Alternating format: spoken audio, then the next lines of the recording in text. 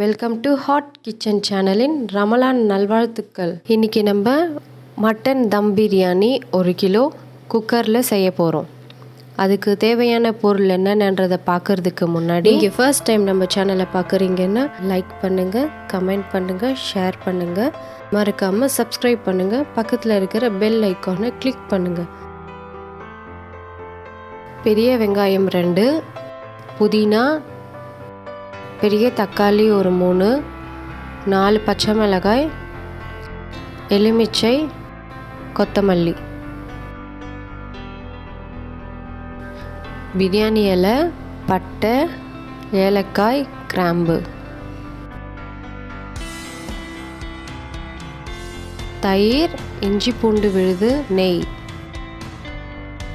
நான் இன்றைக்கி 3/4 kilo mutton எடுத்திருக்கேன். 1 கிலோ பாஸ்மதி ரைஸ் நல்லா வேக வச்சு எடுத்து வச்சுருக்கேன். ரைஸ் நல்லா உதிரியாக வரணுன்னா 1 ஸ்பூன் ஆயில் சேர்த்து நல்லா வேக வச்சுடுங்க. இப்போ நம்ம கறியை வேக வச்சுக்கலாம். இதை ஒரு சின்ன குக்கரில் போட்டு 2 ஸ்பூன் இஞ்சி பூண்டு பேஸ்ட்டு, 1/4 ஸ்பூன் மஞ்சத்தூள், தேவையான அளவு உப்பு, 1/2 கப்பு தண்ணி. இப்போ நம்ம கறியை வேக வச்சிடலாம்.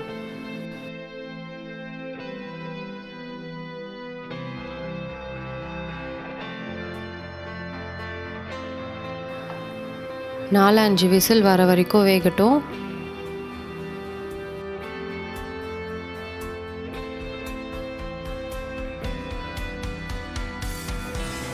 இப்போ நம்ம தேவையான அளவு எண்ணெய் சேர்த்துக்கலாம்.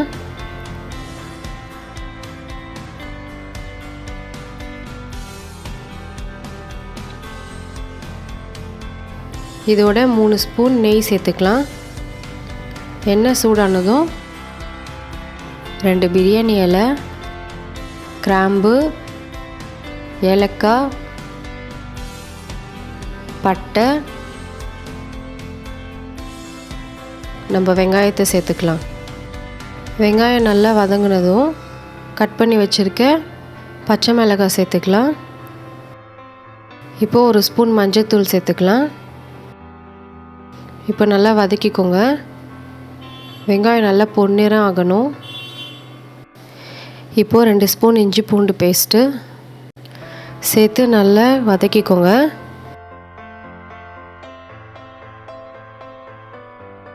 வெங்காயம் நல்லா ப்ரௌனிஷாக ஆகணும்.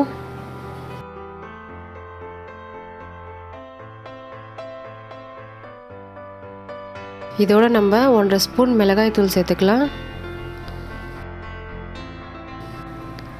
சேர்த்து நல்லா கிளறிட்டுக்கோங்க.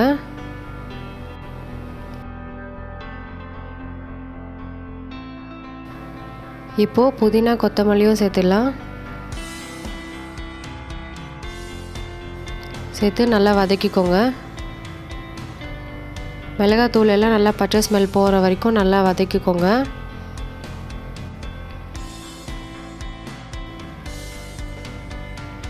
இப்போது கட் பண்ணி வச்சுருக்க தக்காளி இதோட சேர்த்துக்கலாம். சேர்த்து நல்லா கலரி விட்டுக்கோங்க.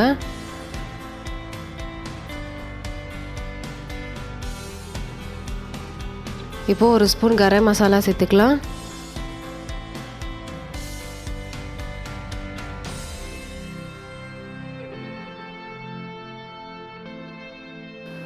இப்போது 2 ஸ்பூன் தயிர் சேர்த்துக்கலாம்.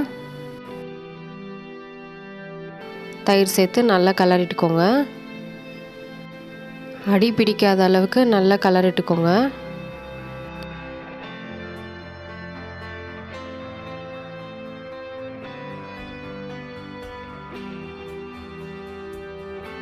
ஒன்றரை ஸ்பூன் உப்பு சேர்த்துக்கலாம்.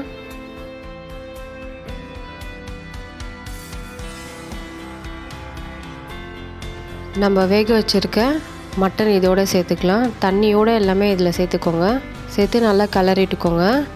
அந்த எண்ணெய் தனியாக பிரிஞ்சு வர வரைக்கும் நல்லா கொதிக்கட்டும். அப்போ தான் மசாலா எல்லாம் கறியோடு சேர்ந்து நல்லா வேகும். அப்போ தான் சாப்பிடும்போது நல்லா டேஸ்ட்டாக இருக்கும்.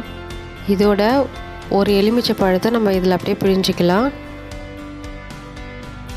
அதை அப்படியே ஒரு 10 நிமிஷம் வச்சுட்டு நல்லா கொதிச்சதும் நம்ம இறக்கிடலாம். இப்போ ஒரு குக்கரில் 2 ஸ்பூன் நெய் சேர்த்துக்கலாம். இப்போ நம்ம வேக வச்ச சாப்பாடு இதோட சேர்த்துக்கலாம்.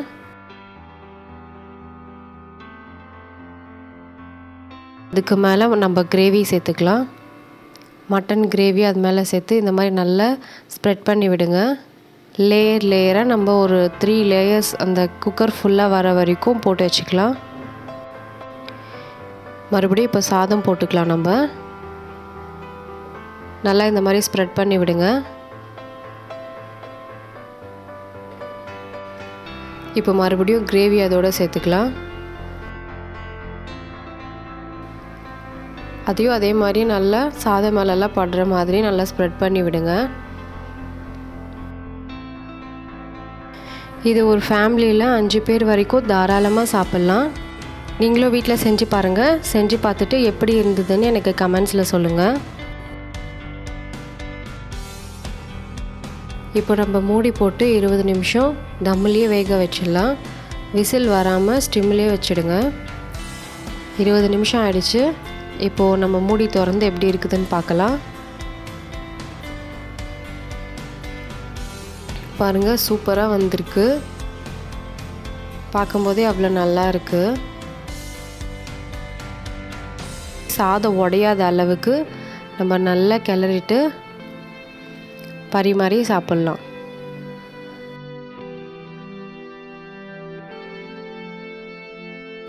அவ்வளோதாங்க, சுட சுட மட்டன் தம் பிரியாணி ரெடி ஆயிடுச்சு. நன்றி, வணக்கம்.